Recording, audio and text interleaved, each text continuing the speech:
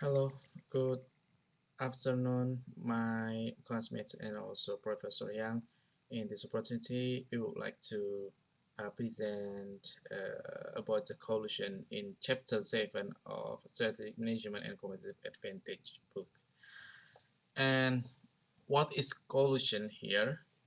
Collusion exists when the firm in an industry or market cooperate to reduce a competition.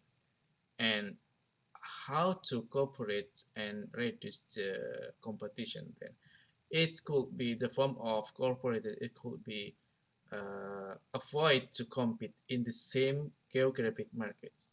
This book mentioned about that. And what example here is Coca-Cola and Pepsi. When Coca-Cola decide to focus on Western European market, then Pepsi decide to focus on the Asian market as their target.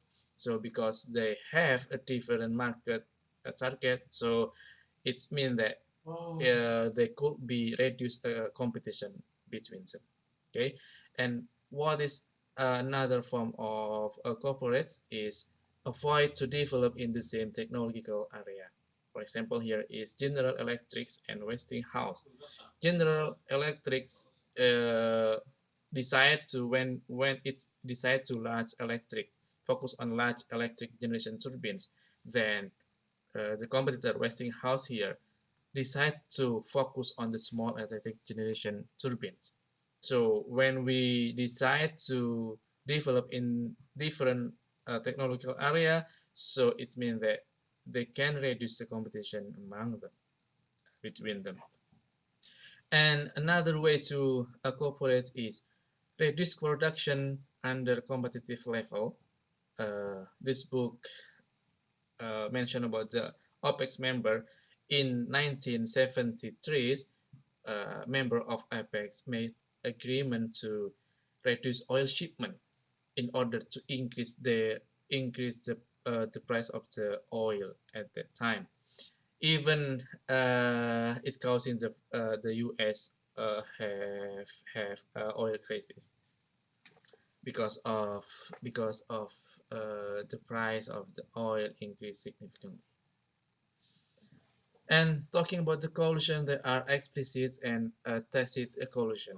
What is explicit collusion is explicit collusion is exists when firm in an industry directly negotiated to make a deal to reduce the competition. So the point here is the direct negotiate between a company to make uh, to make to reduce the competition.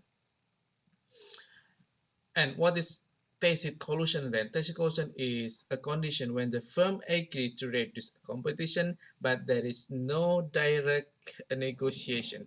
There is no direct face-to-face negotiation. So explicit collusion here is illegal. I think in many countries, even in Taiwan and also Indonesia and many countries in the world, I think explicit collusion is illegal. That's why some of company then um, make a tricky action to to have collusion in legal way, and it's called tacit collusion. So they try to make a collusion, but there is no direct face-to-face negotiation. And for illustrated this case, this book mentioned about the gas station conundrum. In this case, suppose we head on and operate against a station, and there was a new station that sells a different brand come from. It will be our competitor then, and we compete. I mean, a competition only focus on the price. Let's say because we know that there is a new competitor, then we had drops our price lower than the new competitor. But furthermore, the competitor respond it by matching our new price. Uh, but in long time and suddenly, without any reason, the competitor suddenly rise the price. And when we know that, how should we respond uh, our new competitor then? So this case is part of the tacit collusion. So it's not clear what our competitor means. Uh, either they want to make a collusion, or it's just a regular strategy. So that's why in a tacit collusion, it's quite hard to understand and to interpret the action of our rival or competitor. And talking about that, to understand well about the dilemma of tacit collusion, then this book um, and then this book talking about the prisoner's dilemma game. I think the prisoner dilemma game is a good sample to illustrate the dilemma of tacit collusion. In the prisoner's dilemma games here, we can see firm 1 and firm 2 as a player here, player 1 and player 2, and each of a player has a strategy A or strategy B, and freely uh, they can choose the strategy anytime. Both of firms or player are better off if they cooperate. So if firm 1 and firm 2, or player 1 and player 2 make a cooperate each other, they will has earned $3,000, right? $3,000 when they are choose the strategy A. But the problem here is each firm should be looking for the best payoff. The best payoff or the best earns here is $10,000.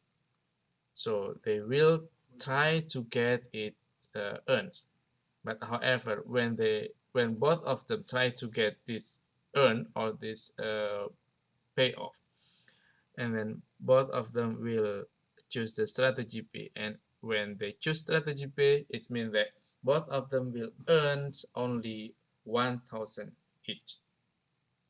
So that's why then cooperation pays here but may not be realized. It's quite good to make illustration about the dilemma of tacit collusion. And despite these challenges, a wide variety of firms have engaged in collusion, still do collusion. For example, in the early 1990s, US airlines were found guilty of colluding on the ticket prices, and then Sainsbury and Asha colluded on retail milk prices from 2002 until 2003. The question is, even it's illegal, and why do they keep doing collusion? So from this case, I believe that there there is must there is must there is must be a value or benefit that that company want to pursue. So that's why they keep colluding. So what the value of the collusion then? This book also mentioned about that. What is the value of collusion? There is a value of the collusion. The first one is collusion can reduce the threat of the new competitors and reduce the threat of current competitors, and also collusion can reduce other competitive threats. And however, when the firm in the industry all of them can cooperate and threat reduction, then collusion can generate economic profits. Okay. Okay, what is how to reduce the threat of the new competitors? This book mentioned that increase the barrier to entry into an industry by some strategy. For example, here is by cooperating to build very large production facilities that maybe cannot be expanded to include the operation of the new entrants. And the other way is developing common technical standard that cannot meet with the new entrants to meet a technical standard.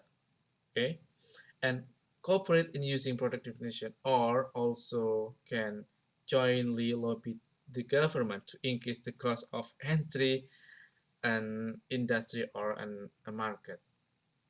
And how to reduce the threat of current competitor? There is two view. The first view is in view of cost. Collusion can enable firms to avoid costly effort to reduce production costs and to avoid costly effort to differentiate products, and also avoid costly effort to make it easy to buy of the consumer. In view of revenue, firms can raise price without no concern. Firm can raise price without with no worry about being undercut or annoying by by a competitor, another company in the same industry. So collusion could be reduced the threat of the current competitor then. And how to reduce other competitive threats? Uh, besides the existing or new competitor, there are also a supplier and a buyer that could be threats our business, our company. So by colluding, it could be reduced the supplier leverage threats. For example, here by agreeing to pay less than what will be the market determined, or agreeing to pay less than the market price for certain raw material. So if a company make a collusion and then all of them agreeing to pay less than the market price, uh, it will be reduce the supplier leverage. And what about the buyer then? How to reduce buyer influence trade? It could be, for example, here agreeing to limit the number of products they are willing to sell to customer. So, company can make a collusion to produce in only in limited number, in limited volume of products. So they will produce in limited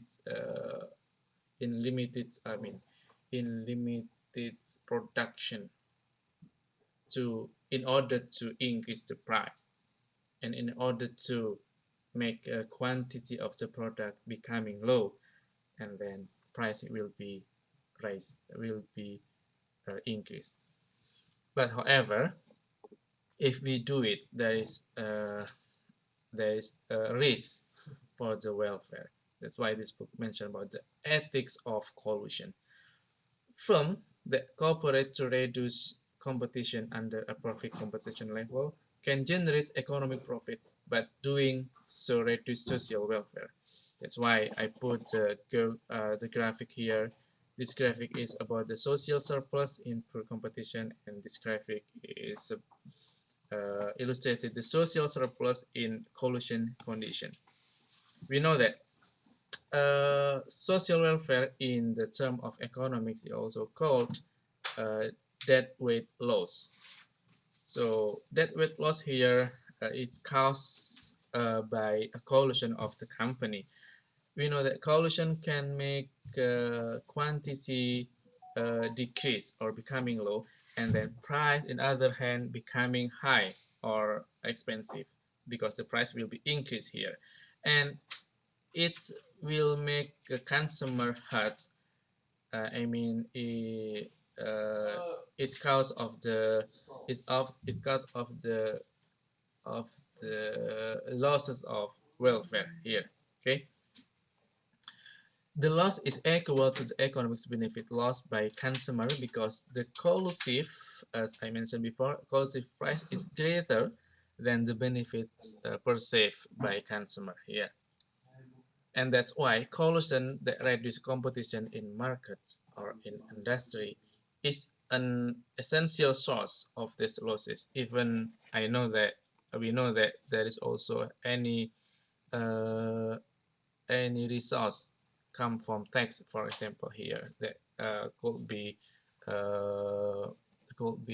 I mean, uh, infected to the welfare. But collusion is the most important source of these losses. I think that's all that can I share and present with you. The next presentation will be developed by my friend, and the time is yours.